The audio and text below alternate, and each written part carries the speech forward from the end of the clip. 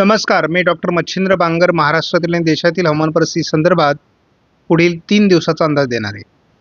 आणि यामध्ये आपल्याला बघायचं आहे की बंगालच्या उपसागरामध्ये तयार झालेलं वेलमार्क लो प्रेशर आता डिप्रेशनमध्ये कन्वर्ट झालेलं आहे.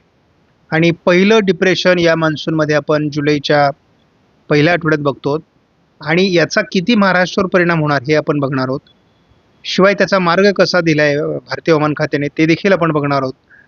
त्यामुळे एकूणच मान्सूनच्या या सर्व घडामोडीमध्ये नेमकी काय घडतंय ते आपल्याला बघायचं आहे. या ठिकाणी आपण बघतो भारतीय हवामान खात्याकडून या सिस्टमला डिप्रेशनचा दर्जा देण्यात आला आहे. सुरुवातीला तरी ओरिसा मार्गे छत्तीसगडच्या उत्तरेकडील भागाकडे ते जाण्याची शक्यता आहे आणि त्यानंतर मध्य प्रदेशच्या ते उत्तरेकडे जाऊन पुन्हा एकदा उत्तर प्रदेशकडे सरकेल असा आपला प्राथमिक अंदाज आहे.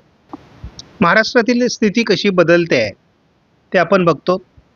जवळपास 75% पाऊस जो जुलैमध्ये मुंबई आणि कोकण किनारपट्टीत होतो तो संपूर्ण जुलैचा 75% पाऊस हा अवघ्या 3 दिवसामध्ये आता झालेला आहे.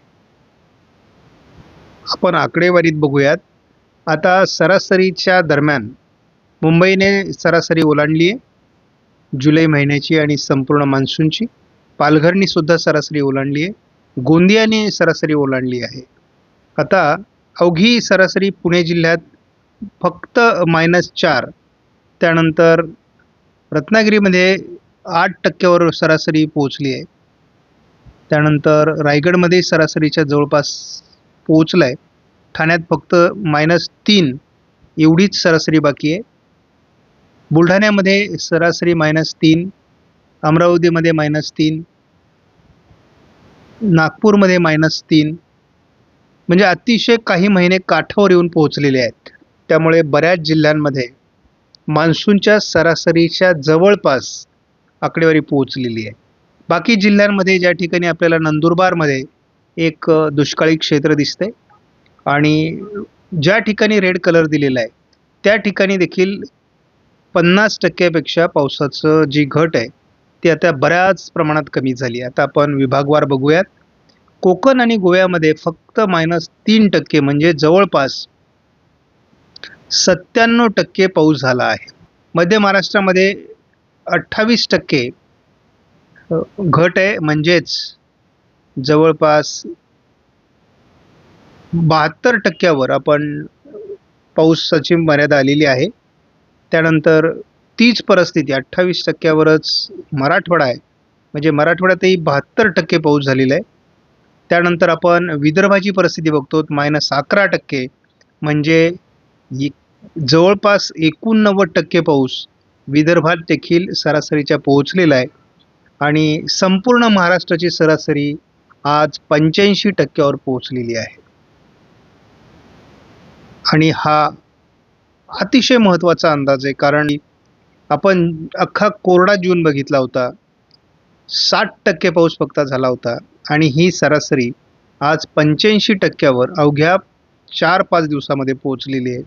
अजूनही बऱ्याच विभागात पाऊस होतोय. बंगालच्या उपसागरात डिप्रेशन तयार झाल्यामुळे त्याचाही परिणाम महाराष्ट्राच्या हवामानावर होणार आहे आणि तो कसा होणार आहे ते आपण बघणार आहोत. 2 तारखेनंतर मान्सूनने फार प्रगती केलेली नाही आहे, परंतु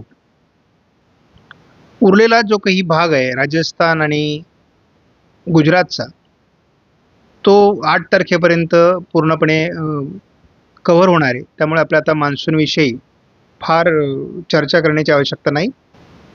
आपण जर सध्या देशातील पावसाची परिस्थिती 1 जूनपासून 5 जुलैपर्यंत बघितली तर आता केवळ 24% घट राहिलेली आहे. म्हणजे 76% पाऊस हा जवळपास भारतामध्ये नोंदला गेला आहे आजच्या तारखेला. त्यामुळे एक अतिशय सकारात्मक अशी जुलैची सुरुवात आहे. जूनने जरी आपल्याला 60%च पाऊस दिला होता तरी आता मात्र त्यात बऱ्यापैकी सुधारणा झाली आहे. गेल्या 24 तासाचा जर आपण अंदाज घेतला तर या पट्ट्यामध्ये रेड अलर्ट देण्यात आलेला होता आणि तो रेड अलर्ट बरोबर ठरलेला आहे, कारण महाराष्ट्राच्या सर्वदूर पावसाच्या सरी काही ठिकाणी विखुरलेल्या स्वरूपात तर काही ठिकाणी रिमझिम स्वरूपात त्या बरसलेल्या आहेत. आता आज जो पाऊस झालेला आहे गेल्या 24 तासात किंवा 48 तासात हा मुंबई परिसरामध्ये 250 ते 300 मिलीमीटरपर्यंत त्याची 24 तासात नोंद झालेली आहे. त्याच पद्धतीचा पाऊस थोडा छत्तीसगड आणि ओरिसामध्ये झालेला आहे. दक्षिण गुजरातमध्ये देखील अशाच प्रकारचा पाऊस झाला आहे. म्हणजे 200 मिलीमीटरपेक्षा जास्त पावसाची नोंद 24 तासामध्ये या भागात झालेली आहे. तर आपण बघतो विखुरलेल्या स्वरूपात मराठवाडा, विदर्भ, पश्चिम महाराष्ट्र, मध्य महाराष्ट्र आणि उत्तर महाराष्ट्र देखील आज पावसाच्या नोंदी झालेल्या आहेत. आपण जर या मॉडेलमध्ये बघितलं तर आपल्याला या ठिकाणी स्पष्टपणे जाणवतंय की या ठिकाणी जे डिप्रेशन तयार झालेलं आहे ते आता पुढे पुढे येत आहे आणि या डिप्रेशनमुळे या मराठवाड्याच्या भागामध्ये, उत्तर महाराष्ट्रामध्ये आणि कोकण किनारपट्टीला सर्व दूर घाटमाथ्यासहित पाऊस होणार आहे. आणि जरी या ठिकाणी आपल्याला थोडा पाऊस कमी वाटत असला तरी याही ठिकाणी कामापुरता पाऊस होणार आहे. या ठिकाणी आपण बघतो की 2 सिस्टम विकसित झालेल्या आहेत.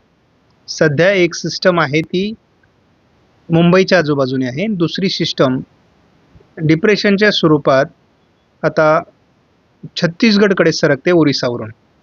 या दोन्हींच्या ट्रपमध्ये महाराष्ट्र आहे आणि गेल्या 24 तासामध्ये महाराष्ट्रात सर्वदूर मात्र विखुरलेल्या स्वरूपात पाऊस झालेला आहे. बऱ्याच ठिकाणी झडीचा पाऊस झालेला आहे.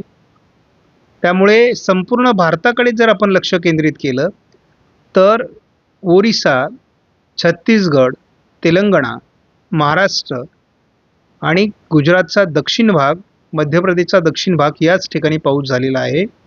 त्यामुळे सर्व देशामध्ये महाराष्ट्राची स्थिती अतिशय चांगली आहे.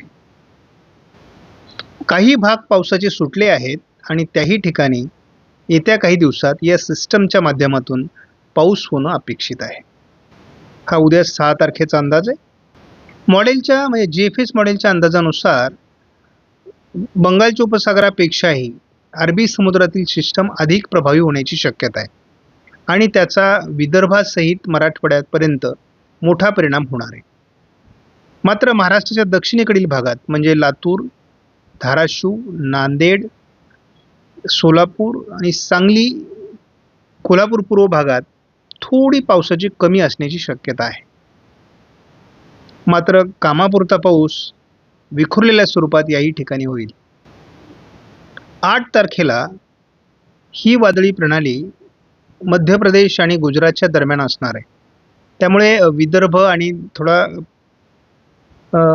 दक्षिण मराठवाडा, पश्चिम महाराष्ट्रात पाऊस कमी होऊ शकतो. परंतु दरम्यान उत्तर महाराष्ट्रामध्ये म्हणजे 7 आणि 8 तारखेला अतिवृष्टी होण्याची शक्यता आहे. नद्यांना पूर येऊ शकतात शक्यता आहे. कोकण किनारपट्टीला देखील घाटमाथ्यावर पावसाची शक्यता अधिक आहे आणि जवळपास 50 ते 60 किलोमीटर प्रति तास वेगाने या दरम्यान वारे देखील वाहण्याची शक्यता आहे. बंगालच्या उपसागरात तयार झालेलं बेलमार्क लो प्रेशर आता डिप्रेशनमध्ये रूपांतरित झाले असल्याची माहिती भारतीय हवामान खात्याने जाहीर केली आहे. पण त्याचा परिणाम कुठे होणार आहे तर त्याचा परिणाम बिहारच्या काही भागामध्ये होईल, उत्तर प्रदेशच्या भागामध्ये होईल, मध्य प्रदेशमध्ये होईल, झारखंडमध्ये आणि उत्तर छत्तीसगडमध्ये होणार आहे. त्यामुळे या डिप्रेशनचा डायरेक्ट महाराष्ट्रावर परिणाम होणार नाही.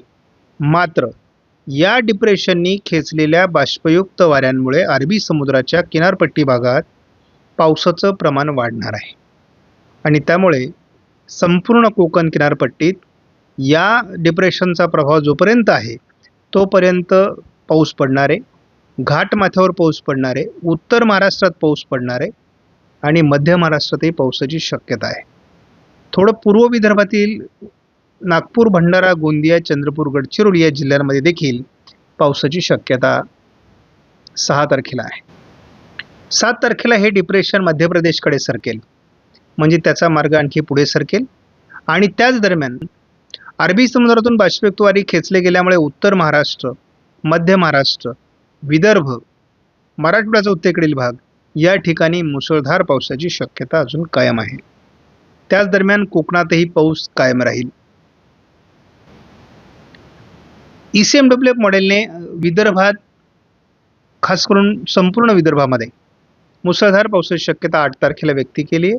हलक्या स्वरूपातील पावसाची शक्यता 8 तारखेला उत्तर महाराष्ट्रात व्यक्त केली आहे. मध्यम ते जोरदार पाऊस कोकण किनारपट्टीमध्ये 8 तारखेला असण्याची शक्यता आहे. यानंतरचा अंदाज आपण उद्याच्या व्हिडिओमध्ये बघू. आपण सुरुवातीला हे डिप्रेशन कुठल्या मार्गे जाईल याविषयी थोडी धावता आढावा घेऊयात. आपण बघतो की ओरिसा, त्यानंतर छत्तीसगड आणि मध्य प्रदेश असा 7 तारखेला याचा प्रवास होण्याची शक्यता आहे. जसाही ते मध्य प्रदेशकडे जाईल त्यानंतर अरबी समुद्रातून जोरदार वारे खेचले जातील 8 तारखेला आणि त्यामुळे महाराष्ट्राच्या उत्तरेकडे, उत्तर महाराष्ट्रासहित पावसाचं प्रमाण वाढेल. पुढील 3 दिवसामध्ये पाऊस कुठे होईल? तर पुढील 3 दिवसामध्ये संपूर्ण कोकणात पावसाचा अंदाज कायम आहे. मात्र नंदुरबार सहित अगदी गोंदियापासून गडचिरोली आणि नांदेड या भागामध्ये पावसाची शक्यता राहणार आहे. मात्र हा जो भाग आहे या भागामध्ये पावसाची तुरळक शक्यता आहे. बंगालच्या उपसागरात तयार झालेल्या डिप्रेशनपेक्षा आपल्याला सध्या पालघरच्या दरम्यान तयार झालेलं अरबी समुद्रातील चक्राकार स्थिती किंवा कमी दाबाचं क्षेत्र महत्त्वाचं आहे. कारण हे क्षेत्र आपल्याला महाराष्ट्रावर, घाटमाथ्यावर, पुणे पश्चिम, सातारा पश्चिम, नाशिक पश्चिम, अहिल्यानगर पश्चिममध्ये परिणाम करणार आहे आणि आज रात्रीही त्याचा प्रभाव राहणार आहे. उद्या याचा प्रभाव सकाळी देखील मुंबईवर, पुणे आणि साताऱ्यावर जाणवण्याची शक्यता आहे.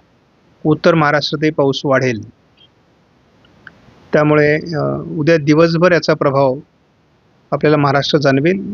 उद्या रात्री देखील याचा प्रभाव महाराष्ट्रातील काही भागात असण्याची शक्यता आहे. उत्तर महाराष्ट्रात पाऊस वाढणं 7 तारखेलाही अपेक्षित आहे. कारण अजून नंदुरबार, धुळे आणि जळगावमध्ये फार समाधानकारक पाऊस नाही. नाशिकमध्येही पाऊस कमीच आहे, परंतु या भागात पुढील 7 तारखेपर्यंत पावसाचं प्रमाण वाढणं अपेक्षित आहे. त्यानंतर म्हणजे 8 तारखेपासून या मॉडेलने तरी हे पावसाचं प्रमाण कमी व्हायला सुरुवात होईल असा अंदाज दिला आहे. 8 तारखेला अंतर्गत महाराष्ट्राच्या काही भागात देखील स्थानिक वातावरणाची शक्यता आहे. जसा ही डिप्रेशन मध्य प्रदेशकडून वरती निघून जाईल तसे महाराष्ट्रातील वाऱ्यांचा वेग हा कमी होईल. म्हणजे पुढील 3 दिवस अजून वाऱ्याचा वेग असण्याची शक्यता आहे. बाकी अंदाज आपण उद्या सकाळच्या व्हिडिओमध्ये बघू. आपणास व्हिडिओमधील माहिती महत्त्वपूर्ण वाटल्यास लाईक करा, शेअर करा, चॅनलला सबस्क्राईब करा. धन्यवाद. जय हिंद, जय महाराष्ट्र, जय बळीराजा.